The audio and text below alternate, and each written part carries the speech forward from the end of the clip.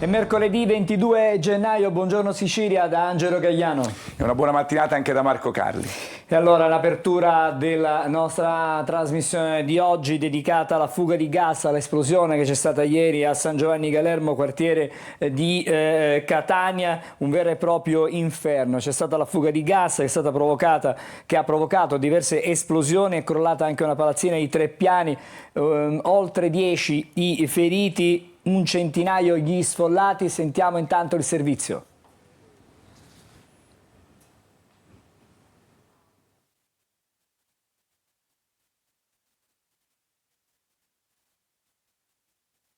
Vediamo se riusciamo. Una palazzina di 3 piani crollata, altre 2 case danneggiate, una decina di feriti e centinaia di sfollati. È il bilancio di almeno 3 terribili esplosioni causate da una maxi perdita di gas a San Giovanni Galermo. Preludio alla tragedia che fortunatamente non ha fatto registrare vittime, un forte odore di gas segnalato nel pomeriggio al 112 nelle vie Fratelli Gualandi, Gesa Ghertez, Ustica, Capopassoro e Santa Sofia. Giunta sul posto tra le vie Galermo e Viale Tirreno, una squadra di Catania Rete Gas è stata coinvolta nello scoppio con il materiale edilizio che ha investito 3 operai ed un ingegnere. Con ogni probabilità fa sapere. Una palazzina di 3 piani crollata, altre 2 case danneggiate, una decina di feriti e centinaia di sfollati. È il bilancio di almeno 3 terribili esplosioni causate da una maxi perdita di gas a San Giovanni Galermo. Preludio alla tragedia che fortunatamente non ha fatto registrare vittime, un forte odore di gas segnalato nel pomeriggio al 112 nelle vie Fratelli Gualandi, Gesa Ghertez, Ustica, Capopassoro e Santa Sofia. Giunta sul posto tra le vie Galermo e Viale Tirreno, una squadra di Catania Rete Gas è stata coinvolta nello scoppio con il materiale edilizio che ha investito 3 operai ed un ingegnere. Con ogni probabilità, fa sapere Catania Rete Gas, il gas si è infiltrato in un appartamento saturandolo con l'elettricità che ha innescato la detonazione. Sul posto sono arrivati subito i vigili del fuoco del comando provinciale con 3 squadre supportate da nuclei speciali. Immediatamente sono stati fatti evacuare alcuni anziani dell'Oda che si trovano nella zona dell'esplosione. I feriti sono stati trasportati in diversi ospedali cittadini. Il più grave, un 66enne con ustioni sparse anche al volto e alla testa, è stato trasportato in codice rosso al Cannizzaro. Nello stesso nosocomio è arrivata anche una donna di 51 anni investita dall'onda d'urto ma che non versa in gravi condizioni. Tra i feriti anche 2 vigili del fuoco, 2 operatori del 118, 3 tecnici del gas ed un ingegnere. A distanza di più di un'ora dall'esplosione il gas incanalato nel sottosuolo ha fatto saltare alcuni tombini, uno di questi ha coinvolto anche un nostro operatore di ripresa. Evacuate decine di palazzine, sconvolti gli abitanti. Ci siamo impauriti tutti quanti. È una cosa anomala questa. È sembrato un terremoto a noi, il botto dei vetri, il nostro appartamento è proprio tremato. Questo terremoto, ci siamo affacciati, niente, siamo sconvolti veramente. Attivata l'unità di crisi in prefettura, impegnati comune, protezione civile e associazioni di volontariato. È chiaro che dedicheremo gran parte della nostra trasmissione di oggi a questa esplosione, a questa fuga di gas, e allora direi di andare subito e aprire il collegamento con San Giovanni Galermo, con Tonino De Mara. Buongiorno Tonino, qual è la situazione stamattina?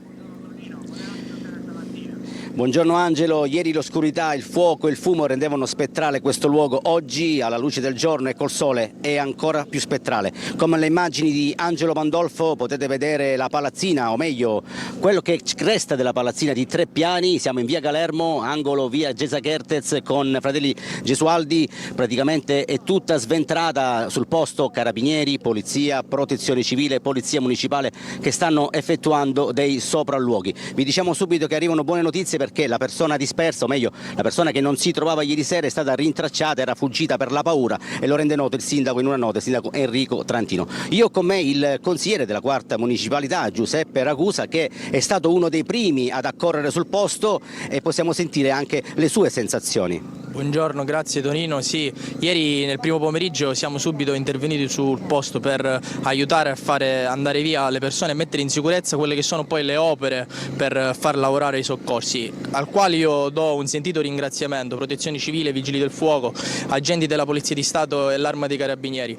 Tutto è andato per il meglio e per fortuna ci sono solamente feriti e non vittime. Si parla però, almeno questo quello che abbiamo raccolto al momento, di sciacalli, che purtroppo in questi momenti non mancano mai. Sì, purtroppo mi vengono segnalati da parte di alcuni residenti che questa notte hanno dovuto lasciare la propria abitazione, che all'interno delle proprie case c'erano persone non identificate. Io voglio tranquillizzare i residenti, c'è un corpo di polizia, un corpo dell'Arma dei Carabinieri che sono qui a vigilare anche per evitare queste situazioni, quindi state tranquilli, tutto è sotto controllo e speriamo in breve tempo di ripristinare tutto. Alcune persone ci hanno detto: ora che si spengono i riflettori su questa vicenda ci sentiamo ancora più soli. In questo senso come si può tranquillizzarli? Esatto, questa è una zona periferica della città di Catania, oggi è sotto l'occhio dell'interesse del pubblico. Spero che il sindaco e il comune di Catania possa rendere sempre attivo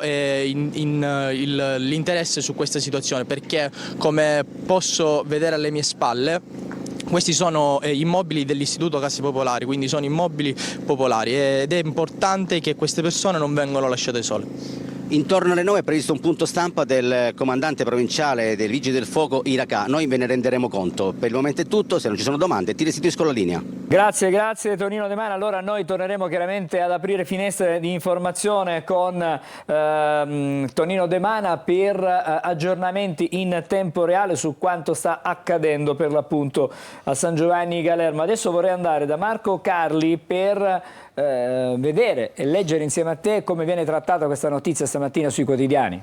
Sì, perché i quotidiani ovviamente sono pieni, Angelo, di questa notizia, l'apertura soprattutto del quotidiano La Sicilia, ovviamente quotidiano di Catania. Noi quando facciamo le rassegne stampa siamo abituati a parlare anche di scenari di guerra in altre zone, ovviamente nel Medio Oriente, ne parleremo dopo, perché tanti qui hanno accostato questa situazione che si è vissuta a Catania proprio come uno scenario di guerra, fra virgolette, tanto è vero che La Sicilia apre, e andiamo a vedere subito il titolo del quotidiano catanese con questo titolo: come una bomba, inferno a Catania in via Galermo per un'esplosione dopo fuga di gas, una decina di feriti, 2 gravi, evacuati residenti e anziani di una RSA. Se andiamo all'interno delle pagine della Sicilia troviamo anche delle immagini che danno il senso di quello che vi dicevamo e che vi abbiamo fatto vedere sia nelle edizioni straordinarie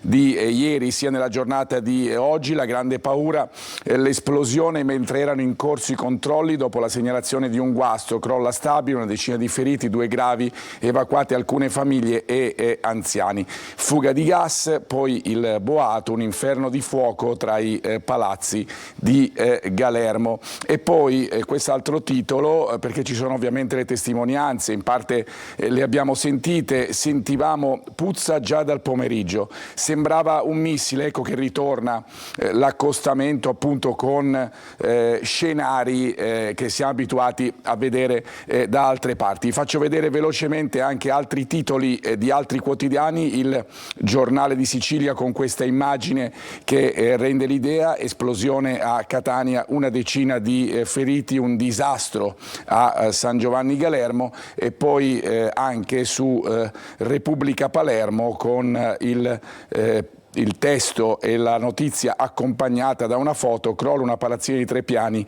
e 7 feriti, sappiamo che poi sono di più, gli evacuati sono 150. Grazie Marco, torniamo da te più avanti, fra non molto. Intanto le altre notizie, ma ricordiamo che siamo in collegamento in diretta con San Giovanni Galermo, dove c'è Tonino De Mana per raccontarci cosa succede questa mattina nel luogo della fuga di gas, delle esplosioni di ieri sera. Ma intanto andiamo a Palermo. Una tredicenne si trova ricoverata adesso all'ospedale di Cristina e ha denunciato una violenza sessuale subita da un ragazzo più grande nel rione Borgo Vecchio.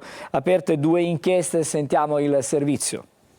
Sono stata violentata da un ragazzo più grande in una piazza del quartiere Borgovecchio. Palermo ripiomba nell'incubo di violenza sessuale. La vittima è una ragazzina di 13 anni ricoverata da giorni nel reparto di neuropsichiatria infantile dell'ospedale di Cristina. La ragazzina, che sarebbe dipendente da alcol e stupefacenti, era accompagnata dalla madre quando all'improvviso sabato pomeriggio, dopo aver litigato con la donna, sfugge al controllo e scappa via. Raggiunta da un'amica, trascorre la notte fuori, non risponde al telefono e torna torna in nottata all'ospedale dei bambini, totalmente ubriaca, non si regge in piedi. L'indomani, domenica mattina, racconta ai medici di essere stata violentata da un giovane conosciuto proprio quella sera. Oggi è stata ascoltata dal PM. Sono diversi i punti da chiarire su questa vicenda al vaglio della Procura per i minorenni e del Dipartimento Fasce Deboli della Procura ordinaria. La tredicenne vive con la madre, non ha riconosciuto il padre ed è ricoverata da qualche giorno. Pare che qualcuno abbia chiamato al cellulare la ragazzina, che non avrebbe risposto e avrebbe poi spento il telefono.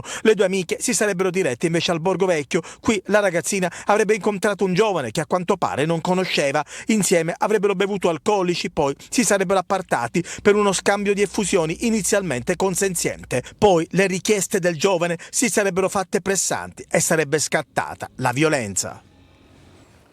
Adesso dalle agenzie scompare all'età di 88 anni il magistrato Vincenzo D'Agata. Fra poco andiamo da Marco Carli. Ha indossato la toga tutta la vita, lavorando fino al 2011 da sostituto procuratore capo di Catania, con una breve parentesi alla Procura Generale, dove tra i tanti procedimenti che arrivavano al suo tavolo sostenne l'accusa come sostituto procuratore generale nel processo d'appello contro Michele Greco, il Papa.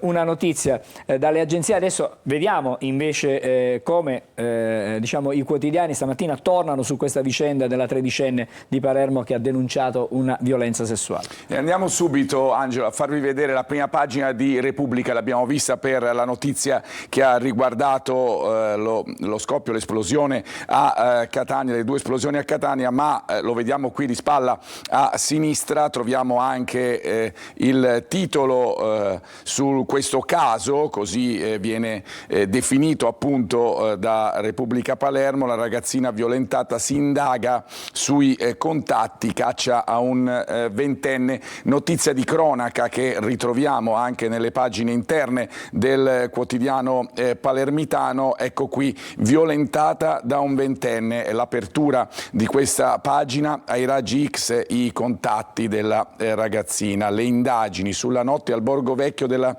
tredicenne scappata dall'ospedale. Si cerca l'aggressore, sarà sentita anche l'amica che l'accompagnava. E adesso torniamo ad occuparci del rinvio a giudizio del vescovo di Piazza Armerina Rosario Gisana e anche del suo vicario Murgano per falsa testimonianza. Il Vaticano ha inviato un visitatore apostolico per fare luce sulla gestione della vicenda di Don Rugolo, e intanto il sacerdote, che in primo grado è stato condannato, ha presentato ricorso in appello. È arrivato direttamente dal Vaticano il segnale più chiaro di attenzione su una vicenda che scuote dalle fondamenta la diocesi di Piazza Armerina. Dal 15 al 18 gennaio un visitatore apostolico inviato personalmente da Papa Francesco ha incontrato prelati e testimoni nell'Ennese per raccogliere informazioni sul comportamento del vescovo Rosario Gisana e del vicario giudiziale Vincenzo Murgano. A conclusione della sua missione, il vescovo del Nord Italia dovrà relazionare direttamente al pontefice sullo stato della diocesi e sulle possibili responsabilità. Proprio Gisana e Murgano sono stati rinviati a giudizio dalla Procura di Enna. Il 26 maggio compariranno in aula per rispondere dell'accusa di falsa testimonianza. Gli inquirenti sostengono che i due abbiano insabbiato le violenze attribuite a Don Giuseppe Rugolo, arrivando a mentire su incontri, offerte economiche e persino sulla consegna di documenti riservati al sacerdote, condannato in primo grado a 4 anni e mezzo per abusi su minori. Nel frattempo Rugolo ha presentato ricorso contro la sentenza di primo grado. L'udienza d'appello è fissata per l'8 aprile. I legali del sacerdote contestano l'intero impianto accusatorio e chiedono la riapertura del dibattimento per l'acquisizione di nuove prove. Anche la curia di Piazza Armerina, ritenuta responsabile civile, ha fatto appello, sostenendo di non poter essere chiamata a rispondere per le azioni del sacerdote. Intanto arriva anche la voce della diocesi attraverso un comunicato diffuso in giornata. Il vescovo Rosario Gisana, si legge in un comunicato dell'ufficio stampa della diocesi di Piazza Armerina, segue con serenità gli sviluppi del procedimento penale in corso. Nel ribadire l'estraneità alle accuse, conclude la nota, rinnova la sua fiducia nell'operato della magistratura.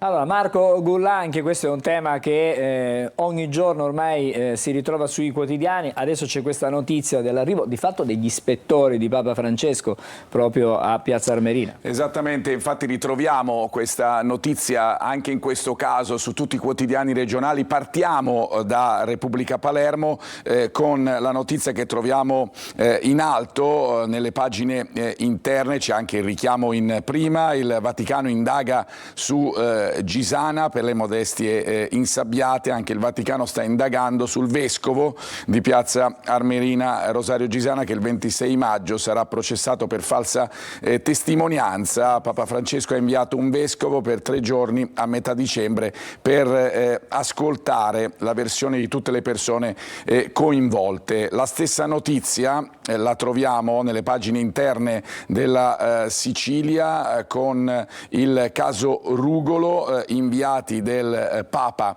a Piazza Armerina, il sacerdote ennese condannato per violenza sessuale su minori. La relazione sarà sul tavolo per la valutazione sull'operato della Curia. Grazie Marco. Adesso parliamo di sanità siciliana. Ha giurato nel pomeriggio di ieri davanti al Parlamento siciliano il nuovo assessore regionale alla salute, Daniela Faraoni. La sanità siciliana ha un nuovo assessore. Con il giuramento a Sala d'Ercole davanti al presidente della regione Renato Schifani e a quello dell'ARS Gaetano Galvagno, entra ufficialmente nel pieno delle sue funzioni il nuovo assessore alla salute Daniela Faraoni. Subentra ora anche ufficialmente a Giovanna Volo, che ha rassegnato le sue dimissioni 5 giorni fa. Nelle ore precedenti la Faraoni ha avuto un lungo incontro con il presidente Schifani. Da un lato erano stati affrontati i dubbi legati alla possibile inconferibilità dell'incarico, rispetto ai quali Palazzo d'Orleans si era detto da sempre sereno. Fugati i dubbi residui, il presidente e la neo-assessore hanno stabilito un elenco di priorità da affrontare con immediatezza. Il punto di partenza è un grande impegno per programmare immediatamente un'azione che possa essere di rilancio della sanità pubblica e naturalmente trovare le soluzioni più idonee per una integrazione di sanità pubblica e privata nel rispetto di quelli che sono i principi costituzionali, ma soprattutto nel rispetto dei principi che ci inducono a rispettare i bisogni della collettività. Si apre adesso il risico delle nomine. L'assessore infatti ha lasciato scoperto l'incarico di manager dell'ASP 6, la più grande azienda sanitaria della Sicilia e del meridione d'Italia. È possibile che in quel posto vada Salvatore Iacolino, che ha già ricoperto quell'incarico anni fa. Nell'eventualità lascerebbe libero il posto di dirigente generale del Dipartimento Pianificazione Strategica dello stesso assessorato alla salute, anche per effetto dei rapporti non proprio idilliaci col nuovo assessore. Ma questa decisione ancora non è stata presa. C'è chi gli chiede invece di restare in assessorato ugualmente. Una diatriba che si dovrà risolvere entro un paio di settimane al massimo.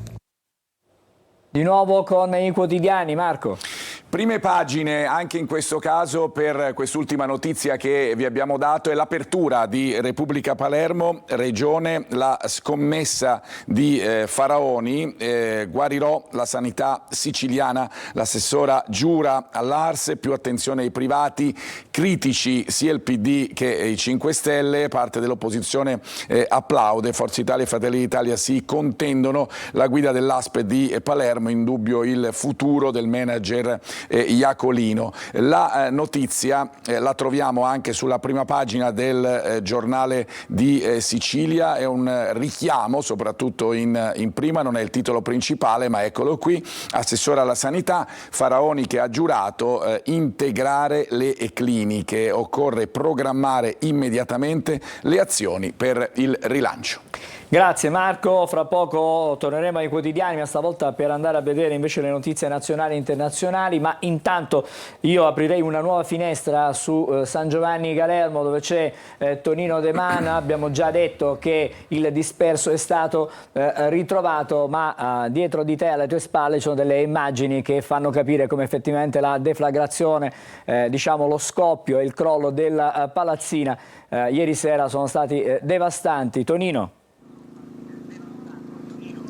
Esatto Angelo, riprendiamo la linea in diretta da via Galermo a San Giovanni Galermo. Infatti dopo uno sbarramento di almeno 3 transenne si vedono chiaramente i segni di una deflagrazione violentissima che ha squarciato tutto, ha squarciato vetri, muri, praticamente la palazzina è collassata su se stessa. Ci sono anche delle auto che sono state distrutte e adesso continuano i sopralluoghi, c'è un incessante movimento di vigili del fuoco, carabinieri, come sentite anche le sirene che che arrivano, c'è anche qualche problema di viabilità perché l'area è stata transennata, interdetta, quindi ogni macchina, ogni passaggio dovrà essere controllato dalla Polizia Municipale. È stata una notte di grandissimo lavoro per i vigili del fuoco, adesso siamo in diretta, ci dobbiamo anche spostare perché sta passando un mezzo dei vigili del fuoco che sicuramente andrà sul luogo della tragedia. Ecco, lo vedete in questo momento, si fa largo, il nostro operatore si è dovuto anche spostare per consentire il passaggio di questo mezzo dei vigili del fuoco.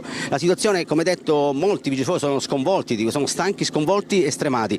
Addirittura abbiamo sentito un vigile del fuoco che a microfoni spenti ha detto: ho pensato di morire perché c'è stata una deflagrazione violentissima, mi ha sbalzato in aria e ho avuto tantissima paura. Angelo, se non ci sono altre domande io ti restituisco la linea. No, al momento nessun'altra domanda, Tonino, grazie, resta chiaramente sempre in costante collegamento con noi. Nel corso della mattinata apriremo tantissime finestre con te. Adesso andiamo invece a collegare la polizia stradale, il compartimento della Polstrada Sicilia Orientale, andiamo a Ragusa, stamattina ci colleghiamo con l'assistente capo Luigi Campochiaro. Buongiorno dottore. Buongiorno a tutti i telespettatori di Antenna Sicilia dal compartimento della Polizia Stradale della Sicilia Orientale. Vediamo subito qual è la situazione questa mattina sulla nostra rete viaria. Sulla A18 Messina-Catania, nei pressi dello svincolo di Acireale, c'è traffico intenso a causa di cantiere stradali. Sulla A18 diramazione e tangenziale di Catania invece troviamo i soliti e cronici purtroppo rallentamenti dati dal intenso traffico in direzione di Siracusa. Ricordiamo inoltre a tutti gli amici utenti della strada che sempre sulla A18 Catania-Siracusa dalle ore 22 alle ore 06 fino al 25 di questo mese rimarrà chiuso lo svincolo di Lentini. Permane la chiusura sulla A19 Catania-Palermo dello svincolo di Enna in direzione Palermo. Pertanto le uscite consigliate rimangono lo svincolo di Murinello o di Taino. Mentre per quanto riguarda le strade statali, è una notizia di qualche minuto fa, sulla strada SS 120 nella zona catena Lingua Grossa c'è stato un sinistro stradale che ha coinvolto due veicoli, un'autovettura ed un autocarro. Quindi al momento ci sono delle code, ma la nostra pattuglia è già sul posto e l'incidente è in via di risoluzione. Pertanto non ci sono altri aggiornamenti e consigliamo come sempre a tutti gli amici utenti della strada di rispettare il codice appunto della strada, perché chi lo rispetta rispetta la vita. Con questo vi auguro una buona giornata e buona strada a tutti. Grazie come sempre alla Polstrada del compartimento Sicilia Orientale per questi aggiornamenti in tempo reale. Grazie da Ragusa all'assistente capo Luigi Campochiaro. Come ogni mattina diamo anche uno sguardo a quella che è la viabilità sulla città di Catania. Andiamo subito sulla circonvallazione di Catania. Il traffico è abbastanza scorrevole, diciamo che c'è forse più traffico in direzione Ognina, mentre almeno per il momento in direzione Policlinico Mister Bianco la situazione sembra leggermente più fluida. Da Tondo Gioieni siamo adesso in via Vincenzo Giuffrida e qui la situazione è piuttosto ci sono tantissime autovetture, c'è tanto traffico sia in entrata che in uscita. Abitualmente a quest'ora c'è più traffico in entrata che in uscita, ma mi pare di poter dire che oggi la giornata si presenta abbastanza complicata dal punto di vista del traffico. Ci dobbiamo fermare per una breve sosta, restate insieme a noi, fra poco ancora quotidiani ancora rassegna stampa con Marco Carli, stavolta è notizia dall'Italia e dall'estero. Vedremo anche di fare un'altra finestra e un collegamento con immediatamente con Tonino De Mana da San Giovanni Galermo, e poi avremo chiaramente i nostri ospiti anche della mattinata. Ma intanto sentiamo subito la sosta, facciamo la sosta e dopo torniamo in diretta.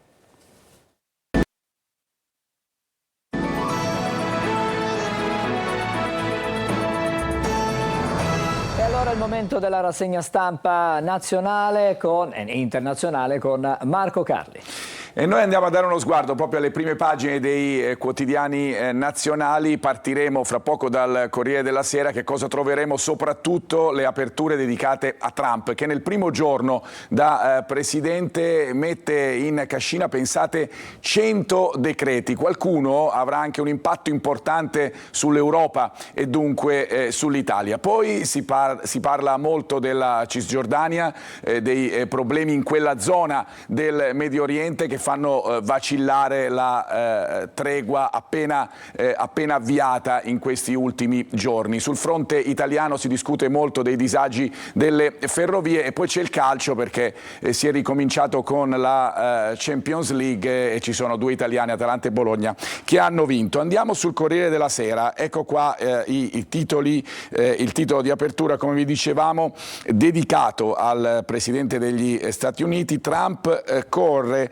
valanga di decreti, il primo giorno del presidente, e poi gli USA via dall'OMS, dagli accordi sulle tasse, torna la pena di morte federale, e sul Corriere della Sera troveremo ovviamente anche i piani, quello che deciderà di fare l'Italia dopo questi decreti degli Stati Uniti. E poi vi dicevamo l'altro fronte in Israele, raid e morti a Jenin, nei territori sotto assedio. Qui non c'è mai tregua. L'operazione in Cisgiordania, il capo dell'esercito lascia il 7 ottobre fallito. Vi diamo anche quest'altra notizia che troveremo pure su altri quotidiani: la deposizione al processo della madre di Regeni contro gli agenti 007 dell'Egitto. Sul suo corpo, dice la madre, abbiamo trovato torture brutali. Andiamo a dare uno sguardo, come sempre, anche alle pagine interne per vedere di approfondire alcune notizie che vi abbiamo già dato. L'offensiva del presidente, partono le prime cause. Trump annuncia un investimento da 100 miliardi di 3 aziende per sviluppare infrastrutture per intelligenza artificiale, e minaccia di raddoppiare la tassazione agli stranieri. Ma c'è dell'altro, c'è anche dell'altro, come dicevamo, sfidando l'opinione pubblica, e il suo stesso vice ha scelto il colpo di spugna sull'assalto al cuore della democrazia americana. Ovviamente ci sono le risposte anche da parte dell'Europa, soprattutto per quanto riguarda gli accordi di Parigi sul clima, da cui gli Stati Uniti con questi decreti si sono tirati fuori. Von der Leyen: manteniamo l'accordo di Parigi sul clima. Domani l'intervento in collegamento del Presidente degli Stati Uniti. Anche l'Unione Europea ora cambi marcia, reagiremo ai dazi dell'America. Dunque, come vi dicevamo, questi decreti da parte del Presidente degli Stati Uniti vanno ad interessare, come sempre avviene quando succede qualcosa nella nazione più importante del mondo, vanno ad andare incontro anche alle situazioni che succedono sia in Europa che ovviamente nel resto del pianeta. Tanto è vero che su Repubblica troviamo proprio questo titolo: uragano Trump, appena entrato alla Casa Bianca firma una raffica di decreti che sconvolgono gli equilibri internazionali.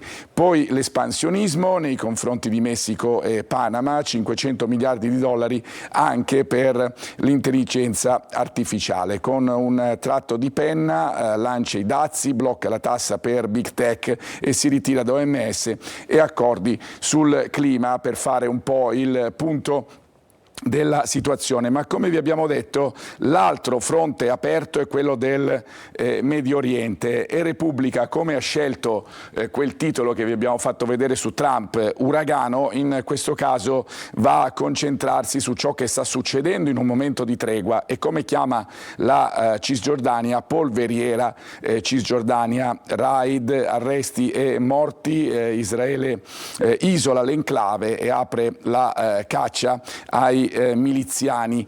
Andiamo adesso invece a dare uno sguardo alle altre prime pagine dei vari quotidiani. Su Repubblica vi abbiamo fatto vedere il titolo della pagina appunto principale: alla guerra dei dazi, la nuova America, subito misure contro Messico e Canada. Le stesse notizie le troviamo sulla Stampa, vedete qua, in questo caso c'è un riferimento proprio a quello che sta succedendo negli Stati Uniti e a come Trump subito si è schierato nei confronti del resto del mondo.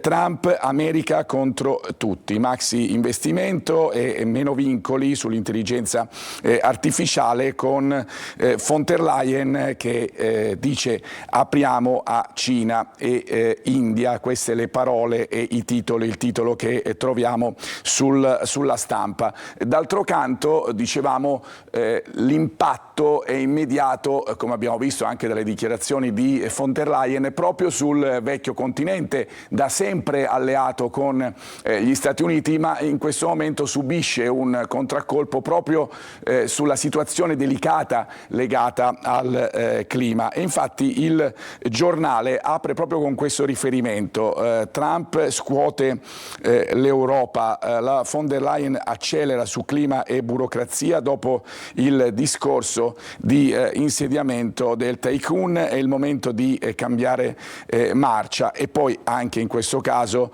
è la seconda notizia per importanza del giorno che troviamo sui vari quotidiani: operazione di Israele in Cisgiordania con Hamas che chiama subito alla lotta. A proposito di Cisgiordania, ritroviamo il titolo di apertura della situazione in Medio Oriente anche sul manifesto. In questo caso viene messo in stand-by, fra virgolette, quello che succede in America, ma ci si concentra sulla situazione in Cisgiordania. Allora, ecco il titolo, Far West Bank, perché in inglese West Bank è proprio la Cisgiordania, e dunque 2 giorni dopo l'entrata in vigore della tregua a Gaza, Israele trasferisce proprio la guerra in questa zona, nell'enclave all'interno di Israele. Sotto l'egida di Trump, che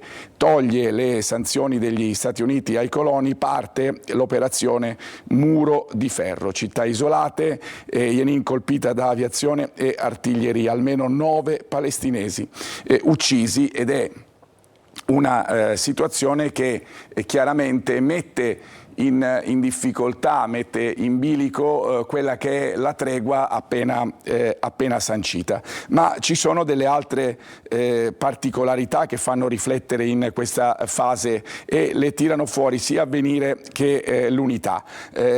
Su Avvenire troviamo il titolo che è fuori dal mondo: i primi decreti di Trump, gli USA escono dall'OMS, dagli accordi di Parigi sul clima e da quelli sulla tassazione delle multinazionali. Torna anche la pena di morte federale, però appunto il titolo è indicativo, esplicativo di quello che sta succedendo e che è successo negli Stati Uniti. Sull'Unità invece viene letta in questo modo: il discorso di insediamento così reazionario non si era mai sentito. E allora il titolo dell'Unità è questo: se questo non è fascismo. Trump ha demolito il tabù dell'America democratica, eccolo il titolo dell'Unità. Per concludere questa parte della nostra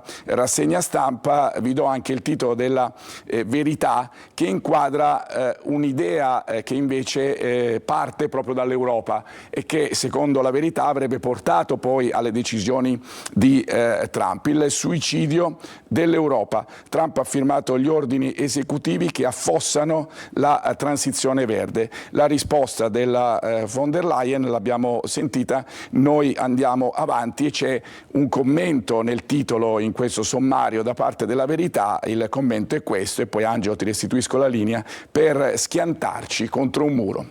Grazie allora Marco. Adesso noi vediamo le previsioni meteo per la giornata di oggi e dopo apriremo di nuovo il collegamento con San Giovanni Galermo. Andremo a vedere la situazione questa mattina dove ieri sono verificate diverse esplosioni in seguito ad una fuga di gas. Fra pochissimo. Un saluto e ben ritrovati a questo aggiornamento con le previsioni di Trebi Meteo. Nel corso di mercoledì una nuova perturbazione atlantica interessa il nord e la Toscana, riportando piogge e rovesci abbastanza diffusi. Più ai margini il sud, il medio versante adriatico e dunque anche la Sicilia, dove avremo una giornata in prevalenza stabile e soleggiata, qualche nuvola sparsa al mattino sul versante occidentale e meridionale, ventilazione nel complesso debole meridionale e temperature in rialzo con valori diurni intorno ai 17-20 gradi su gran parte delle nostre località. Anche giovedì, mentre la perturbazione continuerà a interessare il nord, la Sicilia avrà tempo asciutto soleggiato su gran parte della regione, con al più qualche nuvola sparsa sul versante ionico. Le temperature nel complesso tenderanno ulteriormente ad aumentare, con massime che potranno anche localmente superare i 20 gradi. Per il momento è tutto, per maggiori dettagli c'è l'app di Trebi Meteo.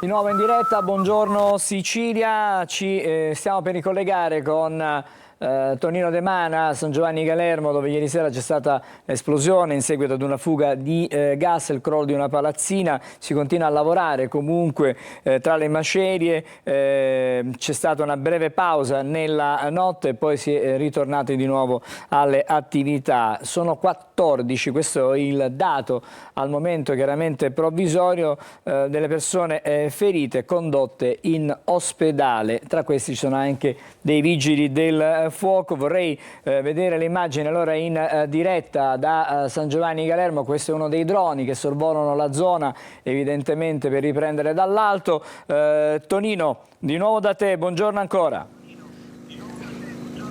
Buongiorno, sempre in diretta. In questo momento vedete un drone dei Vigili del Fuoco che sta sorvolando la zona dell'esplosione per vedere e monitorare dall'alto tutto quello che succede. È uno scenario di guerra, molti hanno parlato di una bomba, altri di terremoto, e in effetti è così perché tutto è stato squarciato. Poco fa parlavi dei feriti e ti confermo sono 14 feriti, una donna ha riportato un trauma cranico-facciale ed è ricoverata al San Marco, mentre un 66enne trasportato ieri in codice rosso all'ospedale Cannizzaro ha ustioni sparse e ha inalato un po' di fumo e gas.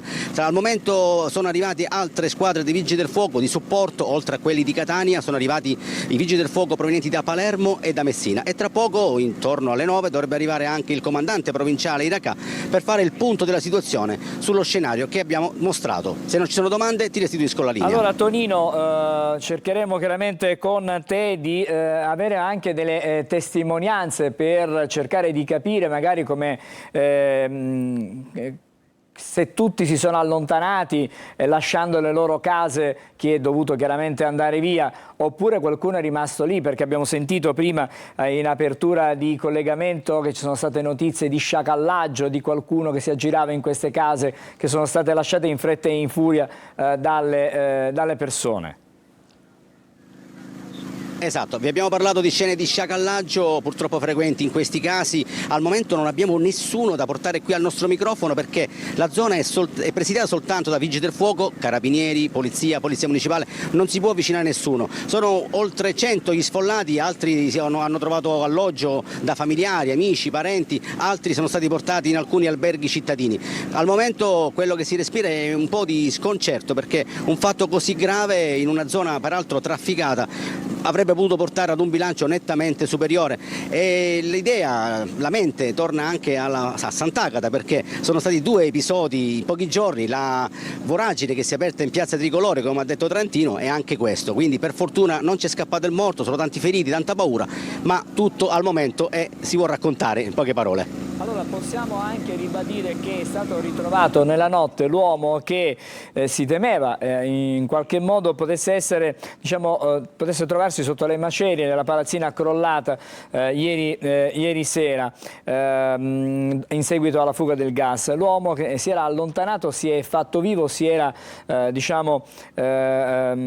allontanato dalla zona e lo ha reso noto. La notizia è stata data dal sindaco Trantino. L'allerta era scattata dopo che un familiare lo aveva cercato dicendo di non riuscire a trovarlo, ma qualcuno aveva detto di averlo visto fuggire dopo il boato che ha scatenato anche l'incendio, diversi incendi che si sono verificati proprio nella giornata, nella serata di ieri. Quelle che stiamo vedendo sono delle immagini in diretta che arrivano per l'appunto proprio da San Giovanni Galermo, dove i vigili del fuoco continuano a lavorare e cercano di mettere in sicurezza la zona, la viabilità anche attorno all'area dove è avvenuta questa esplosione, dove c'è stata la fuga del gas e indubbiamente è stata modificata a seguito proprio della chiusura delle principali vie di accesso, e vedete come ci sono ancora sono presenti tantissime squadre dei vigili del fuoco del comando provinciale di Catania. Come diceva anche Tonino De Mana, ci sono stati anche dei rinforzi che sono arrivati da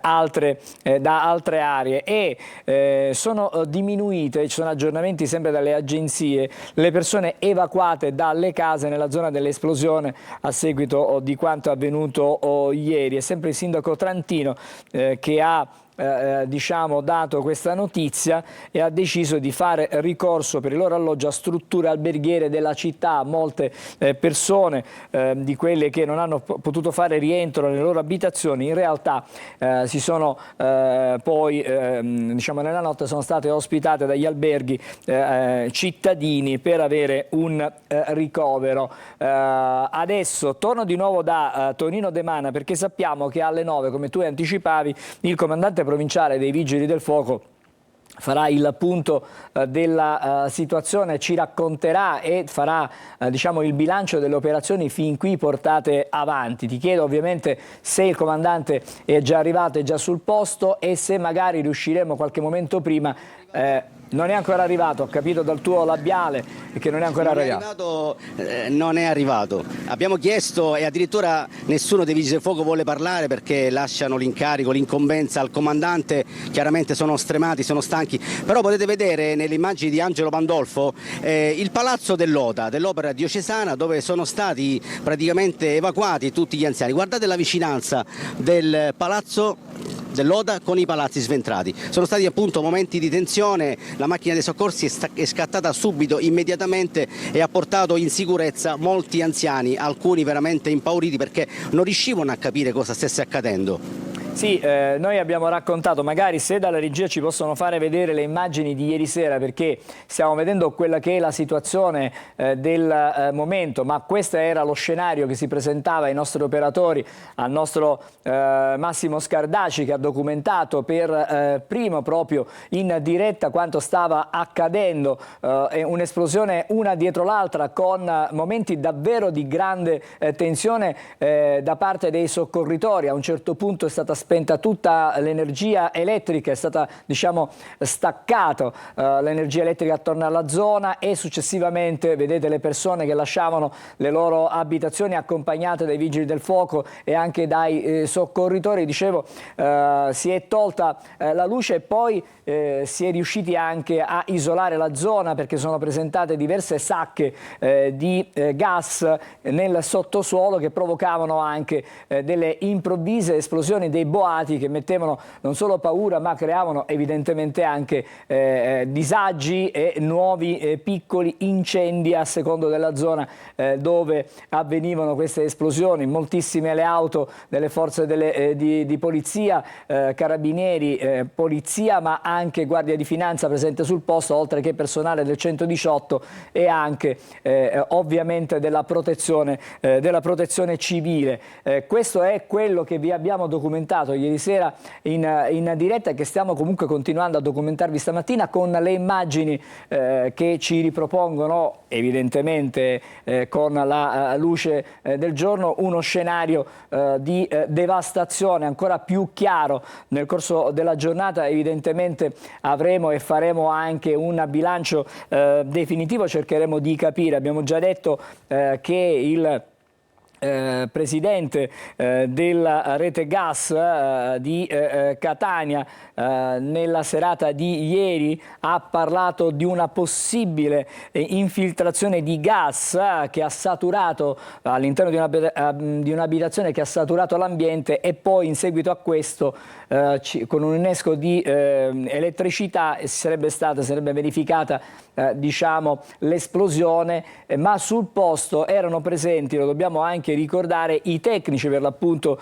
dell'azienda del gas di Catania, perché si stava intervenendo, perché per tutto il pomeriggio e tutta la giornata di ieri, in particolare già nella mattinata ma poi nel pomeriggio, si raccontava di questa forte puzza di gas. Nel pomeriggio ho notato un mezzo dei vigili del fuoco all'ingresso del lodo, ai condomini attorno, hanno sentito molta puzza e siamo usciti fuori in Viale Tirreno e poi hanno visto le fiamme. Questo è uno dei racconti che viene rilanciato dall'agenzia dei testimoni. Vorrei andare di nuovo per chiudere il collegamento da Tonino De Mana, mentre scorrono sempre le immagini in diretta da San Giovanni Galermo a Catania. Fra poco ci sarà il comandante dei Vigili del Fuoco regionale e cercheremo di proprio sentirlo in diretta. Tonino, per chiudere questo segmento di collegamento. Sì, è un continuo andirivieni di mezzi di soccorso perché si susseguono i sopralluoghi, si cerca di capire anche l'origine di questa fuga di gas che poi ha provocato questa deflagrazione.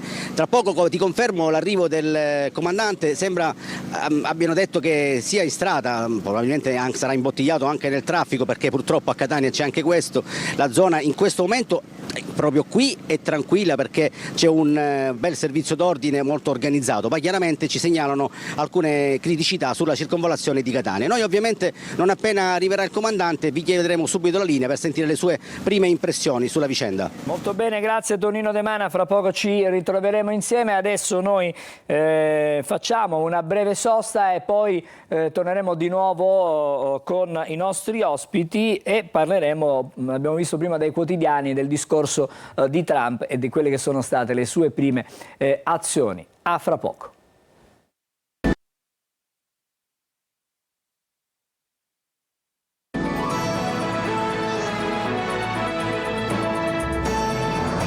Allora c'è già con noi l'ospite, la professoressa Francesca Longo. Buongiorno professoressa, prorettrice dell'Università di Catania, docente di sistema politico dell'Unione Europea.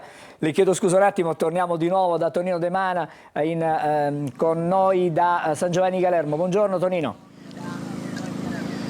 Esatto Angelo, scusa l'irruzione ma è dovuta. Praticamente abbiamo in diretta, mentre sta arrivando anche il comandante provinciale dei Vigili del Fuoco, la signora Maria. Chi è la signora Maria? È la sorella della persona dispersa che fortunatamente, come abbiamo detto subito in apertura, è stata ritrovata. Signora, come sta suo fratello? Cosa è successo? Bene, adesso è stato ritrovato e sta bene. Avevamo il dubbio che fosse in casa, poi è stato scongiurato e sta bene.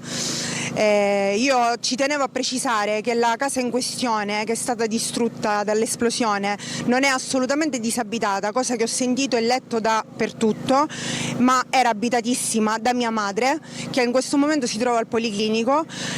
Cosa c'ha sua mamma? Lei dal forte impatto ha avuto un trauma cranico, dei punti in testa e una frattura scomposta della caviglia, infatti deve essere operata adesso d'urgenza. quindi la casa non era assolutamente disabitata. Lei fortunatamente era appena arrivata, non è arrivata a salire a casa, appunto, altrimenti non credo che ce l'avrebbe fatta. Per fortuna adesso sta, diciamo, bene.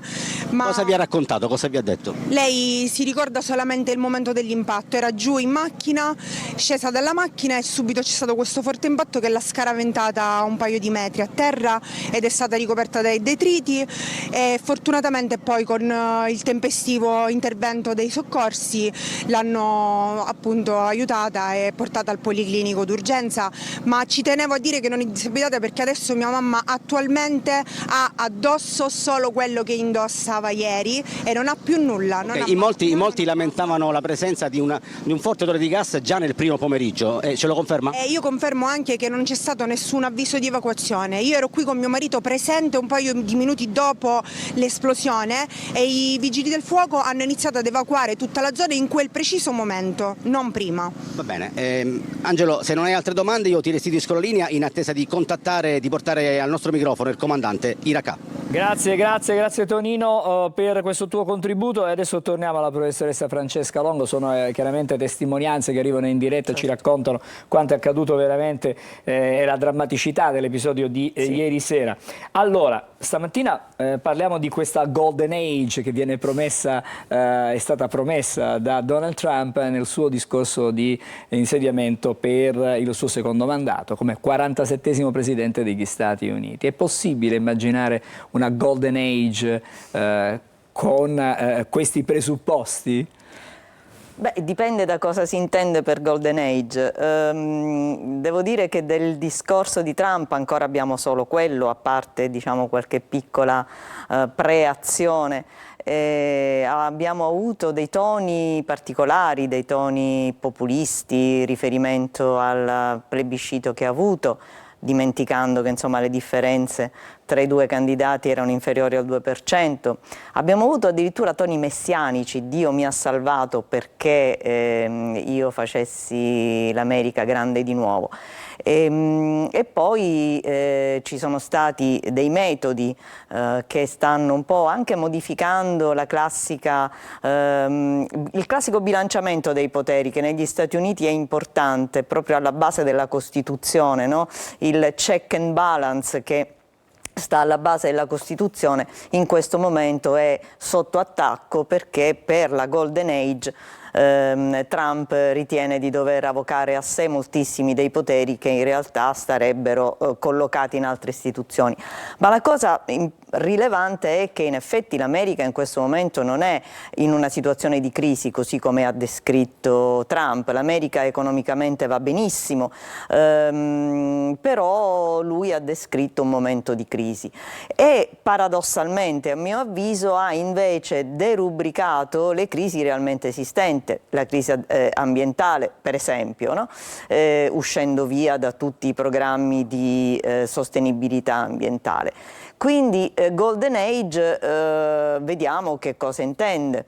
Vediamo che cosa intende, perché in effetti una Golden Age può essere interpretata in tante maniere. Probabilmente ha una sua idea che cercheremo di capire con il proseguo di questo mandato. Il fatto che Trump abbia dalla sua parte quelli che sono i grandi diciamo di questa terra, i grandi comunicatori e non solo, da questo punto di vista c'è un rischio, può essere un rischio? Allora, questa è la Golden Age, sicuramente per i miliardari big tech sarà una Golden Age, già lo è.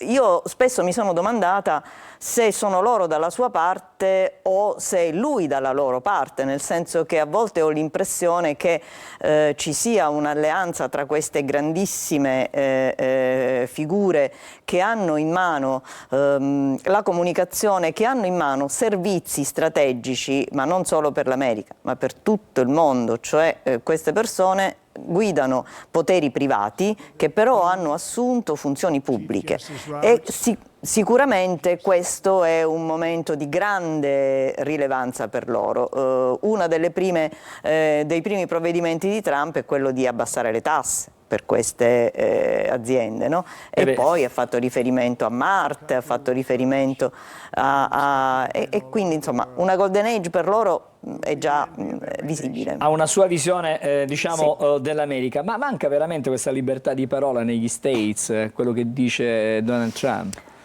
Allora, libertà di parola, in genere noi siamo abituati a dire che la libertà di parola è un principio inviolabile, tranne se questa libertà di parola porta a, come dire, violare dei diritti altrui. Allora, lui probabilmente, ecco, questo lo vedremo, intende come violazione della libertà di parola il poter dire tutto quello che si pensa, anche se quello che si pensa viola diritti altrui, viola le leggi e viola il rispetto degli altri.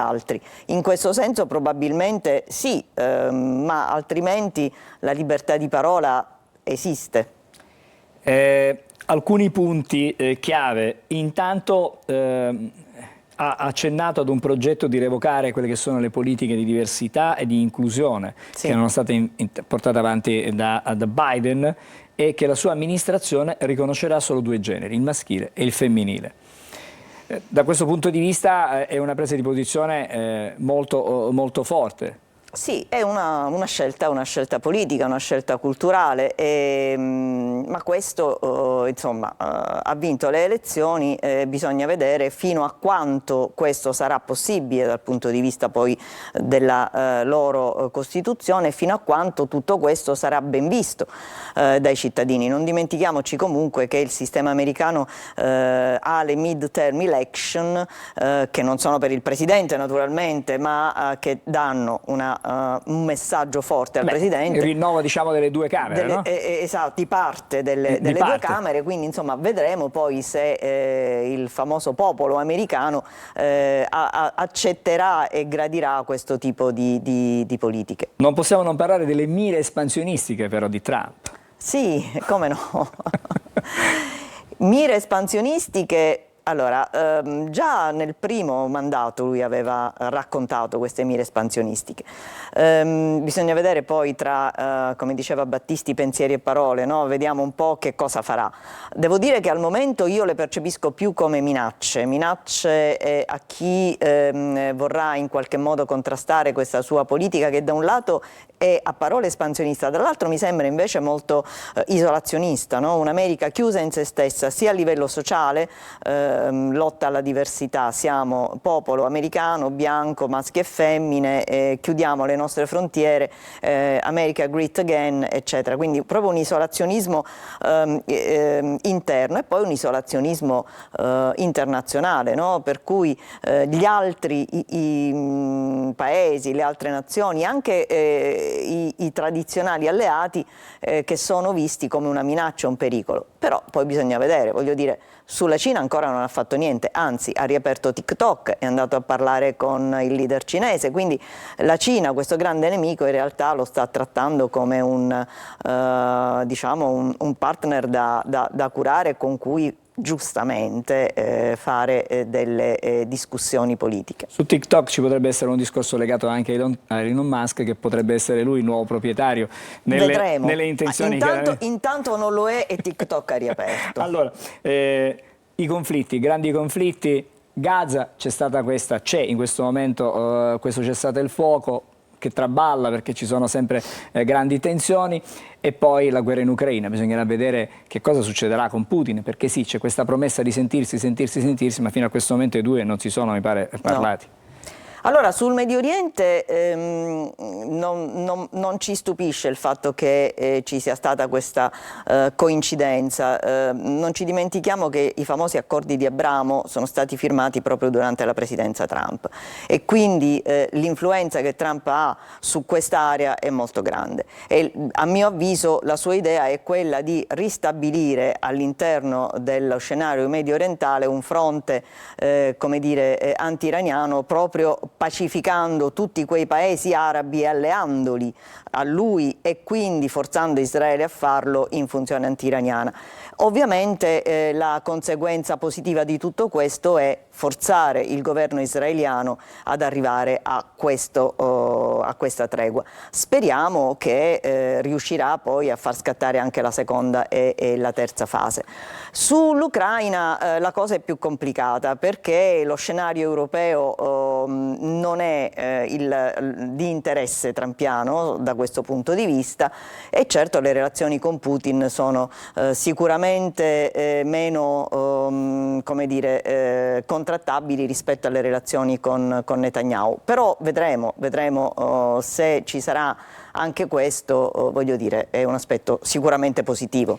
Professoressa, potremmo parlare tantissimo, ma il tempo, ahimè, è quello che è. Vedremo se riuscirà a mettere la bandiera su Marte, un'altra delle idee di Donald Trump. Grazie alla professoressa Francesca Longo, la prorettrice dell'Università di Catania e docente anche di sistema politico dell'Unione Europea. Ci ritroveremo magari più avanti per capire se effettivamente tutte queste promesse saranno mantenute oppure ci sarà una deviazione lungo il percorso da parte del 47esimo Presidente degli Stati Uniti d'America. Grazie professoressa Grazie a voi Longo. e buongiorno. Grazie ancora, buongiorno. Una breve sosta, torniamo fra pochissimo.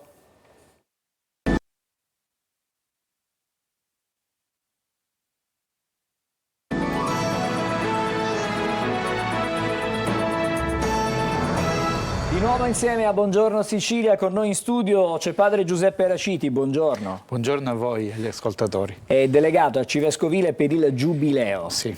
Allora, Giubileo, ne sentiamo parlare, tutti dicono Giubileo, Giubileo, ma non tutti sanno cos'è il Giubileo. Lo vogliamo spiegare? Certamente, e vi ringrazio anche di questa opportunità. Il Giubileo è un anno santo che accade ordinariamente ogni 25 anni nella Chiesa Cattolica e in maniera straordinaria tutte le volte che il Santo Padre decide di convocare e di indire un Giubileo. Lo indice ufficialmente con una bolla, scrive una bolla così come si fa dal 1300 ad oggi, con una bolla in cui dà anche delle indicazioni. Questo Giubileo Papa Francesco l'ha voluto dedicare alla speranza ed è molto interessante perché veramente apre prospettive, a parte che ci apre il cuore. Cioè la prima porta che Papa Francesco ha aperto non è stata quella di San Pietro, ma è stata la porta del cuore, indicendo questo Giubileo della speranza, perché ci fa guardare più lontano a ciò che vediamo, perché la speranza ci fa guardare al di là della realtà, al di là delle cose, oltre che ci dà l'attesa di ciò che speriamo, no? Per cui va sempre associata alla pazienza. Se non avessimo la speranza non avremmo neppure la pazienza di attendere ciò che speriamo, perché noi un po' siciliani, per noi la pazienza è, siccome non possiamo fare niente, pazienza, quindi molto passiva, mentre la pazienza è una virtù attiva, come una virtù attiva la speranza, anche se è una virtù teologale che ci viene dall'alto come la fede e come l'amore, ci vengono dall'alto e ce le abbiamo innate dentro di noi, però come tutte le virtù si esercitano. Quindi più eserciti la virtù della speranza, più questa speranza cresce dentro di te e essere uomini di speranza è molto importante oggi. Dinanzi anche alle difficoltà che vediamo, la guerra, le crisi, ecco c'è un po' di pessimismo, un po' di paura generalizzata, normale che sia così, però un uomo di fede deve essere un uomo di speranza, uno che sa guardare anche più lontano. Padre Giuseppe, le volevo dire, il momento in cui si apre la Porta Santa, che è una porta che resta sempre chiusa, no? Sì. Quello è un momento significativo.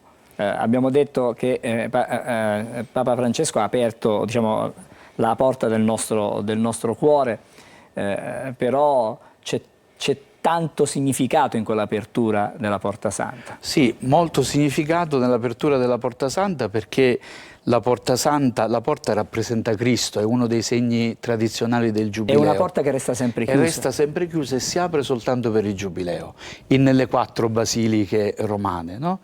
Però il Papa ha aperto anche una Porta Santa nel carcere di Rebibbia. Ed è molto indicativo e significativo. Io ho pensato molto, mi ha fatto molto riflettere. Una porta dentro il carcere, una porta santa, per la libertà, perché il Giubileo in fondo è un anno in cui c'è anche la scarcerazione dei prigionieri, e uno infatti dei segni riguarda i detenuti. Anche noi in diocesi abbiamo un progetto, l'arcivescovo ha lanciato questo progetto proprio alla fine dell'anno santo, Senza catene, c'è un progetto che aiuta le famiglie e i detenuti a essere reinseriti socialmente nella società. Quindi la Porta Santa è molto significativa. Quando si attraversa è come se noi attraversassimo Cristo, perché lui dice nel Vangelo: io sono la porta delle pecore, il gregge entra e esce, troverà pascolo, troverà salvezza. Quindi attraversare la Porta Santa, per questo la si baciano gli stipiti, perché rappresenta Gesù. È come se io passassi attraverso di lui per andare al Padre, quindi all'incontro con Dio Padre, che mi abbraccia, mi riconcilia. Ed ecco l'indulgenza, no? La famosa indulgenza di cui nessuno o pochi capiscono, è proprio questo segno dell'abbraccio del Padre, che ti dice: non ti preoccupare, io ti condono tutti i tuoi debiti, non ne hai più, dimentica il passato e ricostruisci un futuro, un presente e un futuro nuovo. Questo è il segno della Porta Santa.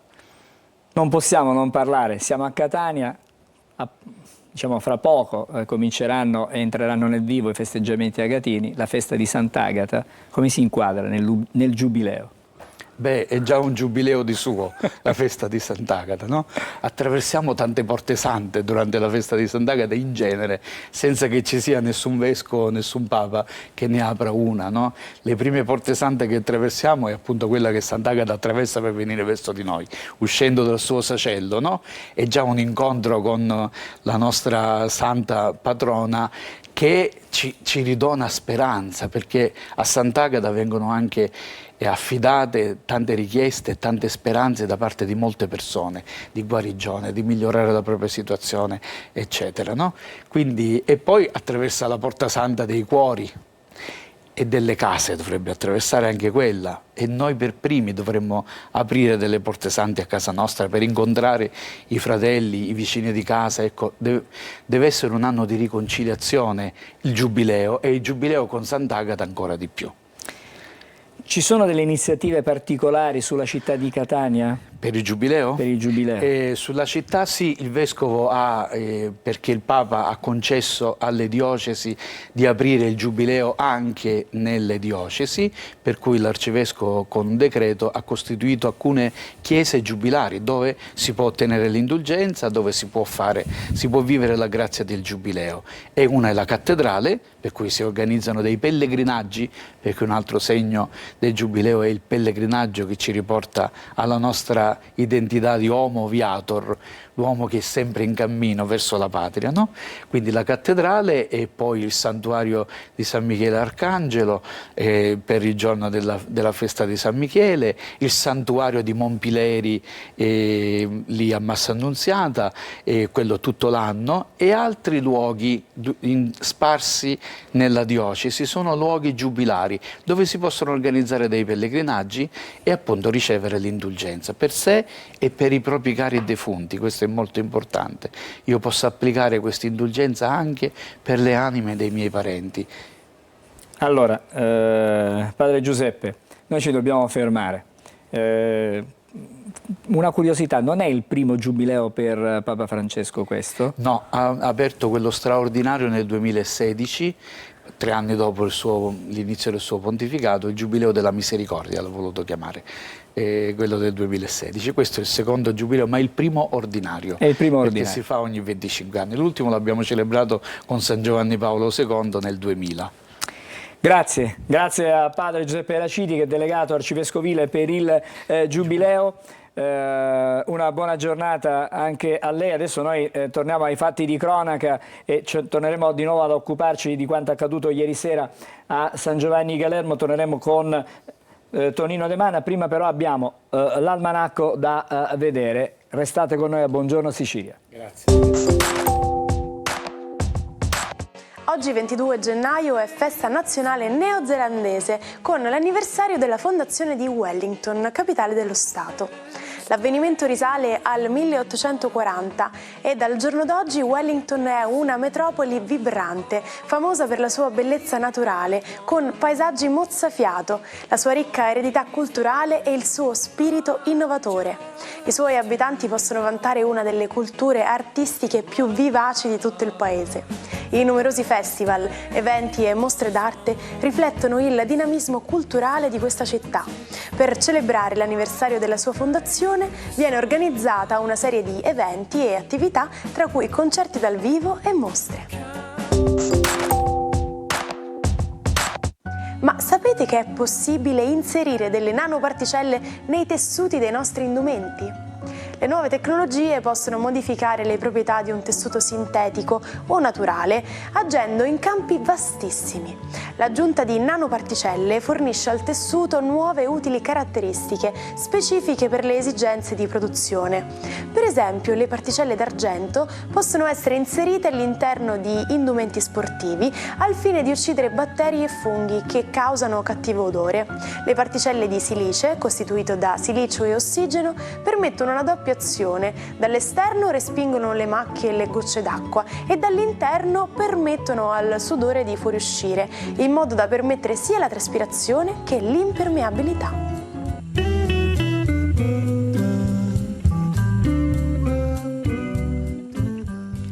Di nuovo insieme a Buongiorno Sicilia, apriamo di nuovo il collegamento con Tonino De Mana. Sentiamo subito, Tonino, c'è il comandante dei Vigili del Fuoco. Esatto, infatti sentiamo subito le sue parole. Sgomberare la gente da casa, tant'è che la signora abitante nella palazzina che è crollata, la palazzina le è crollata addosso mentre rientrava a casa. Guardi, noi abbiamo operato immediatamente appena abbiamo avuto la richiesta di soccorso e diciamo che l'area coinvolta dalla fuga del gas abbiamo stimato è di circa di 16 ettari, quindi era ovviamente diciamo inimmaginabile poter individuare immediatamente da dove iniziava la fuga del gas e tuttora ancora sono in corso le ricerche. Abbiamo lavorato sin dai primi momenti attivando anche i colleghi della rete gas per fare le verifiche del caso e le concentrazioni erano diciamo, significative un po' in maniera sparsa, un po' a macchia leopardo, perché evidentemente il gas cammina all'interno dei cunicoli, è un gas leggero che va un po' ovunque e quindi nel momento in cui stavamo facendo le verifiche è avvenuta l'esplosione e anche alcuni dei nostri sono stati coinvolti, per fortuna non in maniera significativa. Avete già una prima idea di cosa sia accaduto? No, ce la stiamo facendo, ovviamente di concerto con tutti gli altri attori sullo scenario. È evidente che c'è stata una fuga di gas dalla rete, l'individuazione del punto preciso, ripeto, è in corso e non è semplicissima, anche perché adesso la rete è disalimentata e quindi non c'è gas in pressione e quindi è chiaramente ancora più complicato andare a trovare la perdita. Ovviamente sarà oggetto diciamo di nostre valutazioni assieme agli altri. In questo momento la rete di gas qui in tutta la Sì, zona è disalimentata. È disalimentata. Anche la corrente elettrica è disalimentata. È come tutto. fa l'ospedale? È il policlinico? Guardi, adesso non so dirle, insomma, credo che nella zona del policlinico non sia stata disalimentata, insomma, ecco, è stata disalimentata anche l'area del policlinico, insomma. Ecco, ovviamente la preoccupazione maggiore è mettere in sicurezza ovviamente l'area in maniera tale che non vi siano più concentrazioni elevate, che chiaramente sono calate durante la notte, adesso non abbiamo più pericolo, abbiamo ancora qualche sacca di gas nella parte alta del quartiere che stiamo monitorando, che stiamo rilevando, però le concentrazioni sono calate sia perché la rete è stata disalimentata sia perché evidentemente la falla che si è creata da qualche parte fa uscire il gas. Quali sono i tempi di ripristino? Non saranno immediati, adesso andiamo avanti insomma, tutta la giornata per rimuovere le macerie e quindi ecco, fare la bonifica di ciò che è crollato. Poi ragioneremo ovviamente con il comune, con la rete gas. Potranno tornare le loro abitazioni e circondari? Questo lo vedremo passo passo durante la giornata, vediamo un attimino appunto le concentrazioni che stanno calando in maniera significativa e quindi abbiamo sicuramente tirato un sospiro di sollievo, vedremo poi durante la giornata. Le concentrazioni stanno calando perché avete sospeso la rete, ma la rete è stata sospesa dal gas. No, noi dobbiamo essere certi, ripeto, che soprattutto nelle zone alte, essendo un gas leggero che tende ad andare verso l'alto, queste concentrazioni si riducono ulteriormente. Al momento non ci sono, diciamo, pericoli, quindi noi proseguiamo con la messa in sicurezza dell'area e con la misurazione delle concentrazioni per essere certi che quindi si continuano ad abbassare. Non ho capito perché quella casa è scoppiata, cioè perché quella casa perché è stata là dentro, l'ha detto opposizione? Guardi, sono tutte supposizioni che ovviamente poi dovremo suffragare. È probabile che l'innesco sia avvenuto proprio all'interno dell'abitazione, che quindi magari vi sia stato appunto il gas abbia camminato e abbia trovato l'innesco. A giudicare dalle immagini si è temuto il peggio. Un vostro vigile del fuoco ha detto: ho pensato di essere morto per un attimo. Sono stati coinvolti, la squadra è stata coinvolta, alcuni sono stati scaraventati per terra, hanno avuto delle piccole ustioni sulle guance, piccole contusioni. Per fortuna è andata bene, però insomma è stato un momento brutto per i ragazzi. Può farci un bilancio esatto dei feriti? Al momento sono 14 feriti e ci risultano 2 in codice rosso. Okay. Angelo, come puoi immaginare c'è una ressa qui, siamo tutti quanti a cercare le impressioni del comandante, di Felice Racà, che gentilmente si è concesso alle nostre telecamere, alle telecamere anche ai microfoni dei colleghi. Adesso continuano i sopralluoghi, il drone sorvola le teste nostre ma anche la zona dello scenario di guerra, si può dire, possiamo dire così, e se non ci sono altre domande io ti restituisco la linea. Molto bene, allora grazie anche per questo contributo Tonino De Mana con il comandante dei vigili del fuoco di Catania. Chiedo adesso alla regia se possiamo andare in chiusura. Chiudiamo qui. Allora, chiudiamo qui con l'Accade Oggi, ricordiamo il 22 gennaio 1962, nasceva Davide Luca Civaschi, in arte, chitarrista italiano del gruppo di Elio e le storie tese. Oggi sentiamo una cosa più allegra, certamente, la guerra dei cachi, ma torneremo ad informarvi su quanto sta accadendo a San Giovanni Galermo nei nostri telegiornali alle 9:30 su Telecolor, una nuova edizione del TG, poi i TG di pranzo delle 13:30 su Antenna Sicilia e delle 14 su Telecolor. Con Buongiorno Sicilia ci fermiamo qui, a domani.